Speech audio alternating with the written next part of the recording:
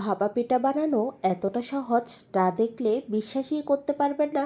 দেখুন তাহলে কিভাবে অল্প সময়ে সুজি দিয়ে ভাপা পিঠে তৈরি করা হয়। ভাপা পিঠে তৈরি করার জন্য এখানে আমি 1.5 কাপ সুজি নিয়েছি আর 3-4 চামচ চিনি দিয়ে দিয়েছি। এরপর 1 কাপ পরিমাণ তরল দুধ দিয়ে দিলাম। এরপর সবগুলো উপকরণ ভালো করে মিশিয়ে নিয়ে এক সাইডে 10 মিনিট রেস্টে রেখে দিলাম। এরপর ভাপা পিঠার মধ্যে পুর দেওয়ার জন্য নারকেলের একটা পুর তৈরি করে নিলাম। এরপর ভাপা পিঠার ব্যাটারটার ঢাকা তুলে এর মধ্যে দিয়ে দিচ্ছি 1/2 চামচ বেকিং পাউডার আর সামান্য একটু বেকিং সোডা। আবারও ভালো করে মিশিয়ে নিয়ে এবার আমি যে পাত্রে ভাপা পিঠে তৈরি করব তার মধ্যে সামান্য একটু তেল ব্রাশ করে দিয়ে এরপর অল্প অল্প ব্যাটার এবং নারকেলের পুর দিয়ে দিলাম। এরপর 15 মিনিটের জন্য এটাকে ভাপে বসিয়ে দিচ্ছি। 15 মিনিট পর দেখুন ঢাকা তুলে দেখছি, দেখুন ফুলে কিন্তু ডাবল হয়েছে।